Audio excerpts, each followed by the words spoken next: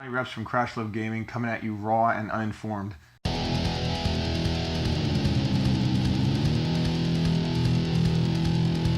This time the topic at hand is microtransactions.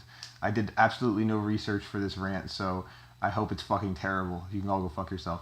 Microtransactions in theory are a good thing. It allows games to be free to play for people who can't afford or don't want to invest money into a game, while at the same time it allows the people who want to pay some premium to have extra content to enjoy the game more or to advance quicker.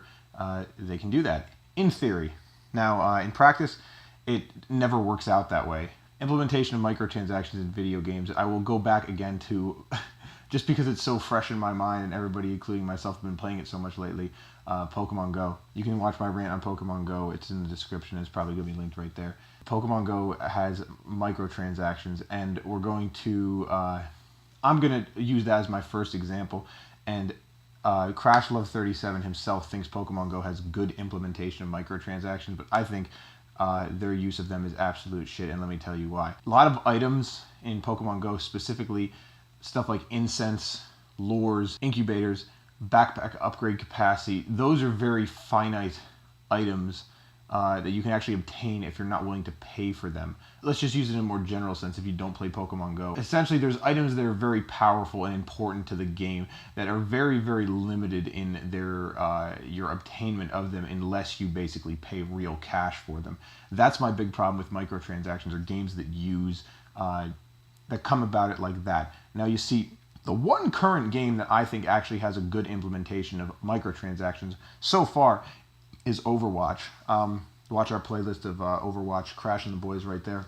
They use the microtransactions are used that basically you can buy loot crates and you can get more items and stuff kind of quicker, but it's not like you're ever at a serious disadvantage when you are not paying money. Basically, my criteria for whether or not a game implementation of microtransactions is good or not is your game experience negatively affected if you do not partake in said microtransactions? And the answer for Overwatch is no, it's not really. You buy your base game and you're happy with it. It's pretty good. You can just upgrade quicker, get your loot crates quicker, whatever the case may be. Shit like Pokemon Go, shit like mobile games that make you basically pay for plays. Okay, and let me just go back to, I read an article a couple days ago that was actually talking about microtransactions basically being the same thing as a fucking arcade. That is, like, arcade, you put your quarters in, okay, that argument might have some merit, but the fact of the matter is, that was just like your little damn pizza shop trying to make some money for buying this gigantic ass arcade game so they could pay for the physical fucking giant ass booth with the big screen and all that shit and the electricity to play it and the facility and all that shit. It's like, and it's in the moment and you're with your friends. No, that's totally fucking different. I'm not gonna go saying I was never really the type of person to drop a ton of coin in an arcade machine except Mortal Kombat. That, again, I think that's a totally different scenario than a greedy ass company just trying to make a ton of fucking money by making their game inaccessible if you're not going to pay to play, basically. And that's that's the root of evil. The root of the evil in microtransactions is paying to play, paying to basically get an unfair, I won't say paying to get an unfair advantage. You can pay to get a slight advantage over your opponents, but if it's like an insurmountable advantage, like I have all my Pokemon Go, again, back to there, I have all my incense, I have all my fucking lures, I get all these incubators, I have all these things that basically the game is fucking shit if you're not going to put all your cash into this. It's a giant ass grind if you're not going to actually partake in the paying money for it. And listen, I don't have a problem with paying for games, I don't have a problem with paying for content, but I have a problem with content being locked behind, content that should be essential to the play of a game being locked behind a paywall. That's the big problem with microtransactions being, because oftentimes they're not used to enhance the game, they're used to remove features and then charge for them. So I guess what I could say is the golden rule for a game that implements microtransaction is the progression of the game obtainable and realistic without partaking in the microtransactions? And if the answer is yes, which I can almost guarantee it isn't, because it isn't.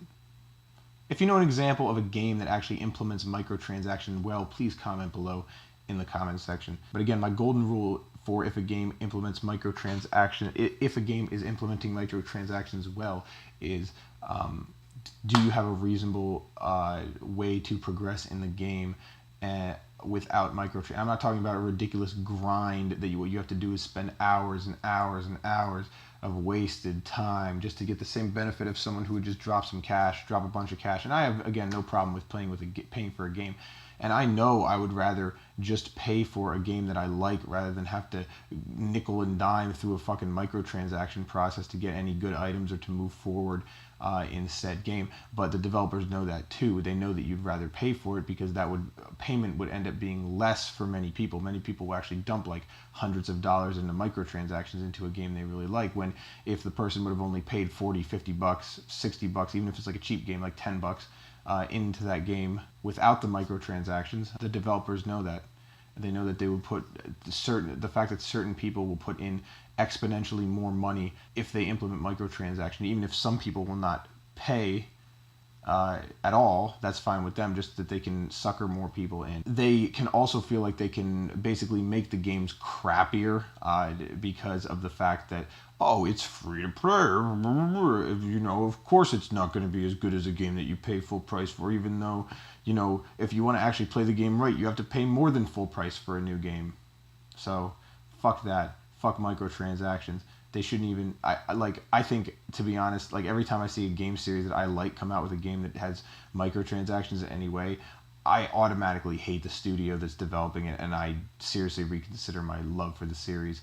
So anyway, that's the rant. Subscribe to our channel. Subscribe to Crash Love Gaming on Twitter, Facebook, Instagram. Subscribe to Jonny Reps. Subscribe to fucking Stone Mountain 64. Him for sure. Like, come on, man. I haven't played Battlefront in a while, so I'm really fucking bad. I'm sure you could beat me. And look at how great my beard's looking right now. You want to have a beard contest in Battlefront? A Grandma Tarkin beard contest? Grandma Tarkin? Anyway, subscribe to everything and tune in for more rants. I guarantee they will be better in the future. I'm sorry if this one sucked. Take care. Nothing you do in the game is related to how good you are at the game. It's related to how much time you sink into it. Again, the game does not have any gameplay. There's no skill involved. There's throwing